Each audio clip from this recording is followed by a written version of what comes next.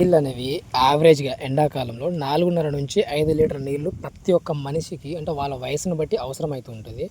చిన్నపిల్లలకు మాత్రం నార్మల్గా 3 లీటర్లు సరిపోతుంది. కానీ ఎండలో తిరిగితే మాత్రం అంతకంటే ఎక్కువ తాగాల్సి వస్తుంది. ఒక 20 సంవత్సరాల పైన ఉన్న మనిషికి 15+ ఉన్న వాళ్ళకి నీళ్ళు అనేవి మినిమం 5 లీటర్ వరకు తాగాలని ఒక డాక్టర్ అంటారు కదా, దాన్ని ఒకటేసారి తాగొద్దు. కొంతమంది పొద్దున్న లేవని పరిగడుపున 1 లీటర్ నీళ్ళు తాగేసి తర్వాత ముఖం కడుగుతూ ఉంటారు. అలా అని చెప్పేసి 1 లీటర్ అట్లా కూడా తాగొద్దు. నీళ్ళు అనేవి నార్మల్గా 1/2 లీటర్ అంతకన్నా తక్కువ తాగాలి. అలా సాయంత్రం దాకా 5 లీటర్ తాగాలి, ఎక్కువ సార్లు తాగాలన్నమాట. అంటే సింపుల్గా చెప్పాలంటే 2 బుక్కలు 3 బుక్కలు అంటారు కదా, అలా తాగాలి. మినరల్ వాటర్ అని తాగొచ్చు, జనరల్ వాటర్ అని తాగొచ్చు. గ్రౌండ్ వాటర్ అయితే నార్మల్గా ఉండే దాంట్లో సంబంధించిన న్యూట్రియంట్స్ ఉంటాయి అనమాట. మన బాడీకి అవసరమైన కొన్ని ఖనిజాలు అంటారు, అలాంటివి దొరుకుతాయి. మినరల్ వాటర్లో ఎక్స్ట్రా అంటే కెమికల్స్ యూజ్ చేసి వాడతారు ఆర్టిఫిషియల్గా. ఒకవేళ పచ్చి ఎండలో ఎవరైనా పని చేస్తున్నట్లయితే వాళ్ళు 5 లీటర్ల కంటే ఎక్కువ నీళ్ళు తాగొచ్చు. కానీ ఒకటేసారి గుర్తుపెట్టుకోండి, మరీ చల్లటి నీళ్ళు అయితే ఒకటిసారి ఎండలో తిరిగి చల్ల నీళ్ళు తాగొద్దు సడన్గా. కూల్ డ్రింక్స్ కంటే నిమ్మకాయ నీళ్ళు లేకుంటే బత్తాయి జ్యూస్ లాంటి అమ్ముతారు, అది తాగొచ్చు. బాదం వీటికంటే నిమ్మకాయ నీళ్ళు ఇంకా ఆరోగ్యానికి మంచిది. అండ్ ఇంకొకటి ఏంటంటే, ఎండలో బాగా తిరుగుతాం అనుకునే వాళ్ళు నిమ్మకాయ నీళ్ళలో చాలామంది చక్కెర అంటే తీపి ఇష్టపడతారు. చక్కెర కంటే కుదిరితే బెల్లం వేసుకొని తాగండి, బెల్లం కూడా మంచిది. చక్కెర కంటే ఆరోగ్యం బెల్లం మంచిది.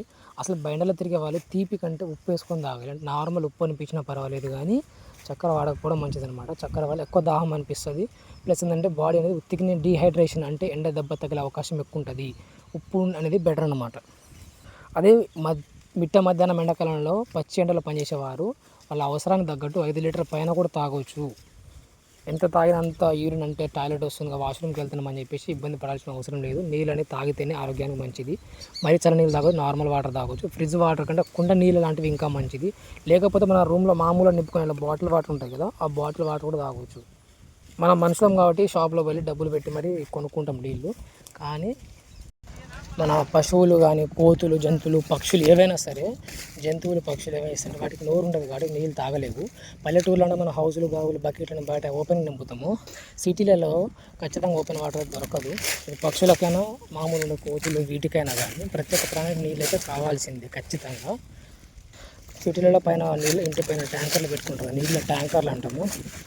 సో ఎండాకాలం వచ్చేటప్పటికి కొంచెం అవి పిట్టలు కొంచెం గలీజ్ చేస్తాను అనుకోకపోతే వాళ్ళ నీళ్ళ ట్యాంకర్ మీద మూతలు తీయండి. మరి ఓపెన్ కాకపోతే ప్రతి జంతువులకి వచ్చే వాటికి నీళ్ళు అందేలా సదుపాయాలు ఉండేలా చూసుకోండి. మనం కొన్నిసార్లు చూడవచ్చు వాటర్ ట్యాంకర్ మీద కోతులు ఆ పైన డిప్పని పైన ఏమంటారు లేపేసి మరి నీళ్ళు తాగుతాయి. సో మనతో పాటు ప్రతి ఒక్కదానికి నీళ్ళు అవసరం అని చూసి నీళ్ళు ఆగం చేయకుండా వాడుకోవడం మంచిది. అన్నిటికీ అందేలా చూసుకోండి ఎండాకాలంలో ముఖ్యంగా.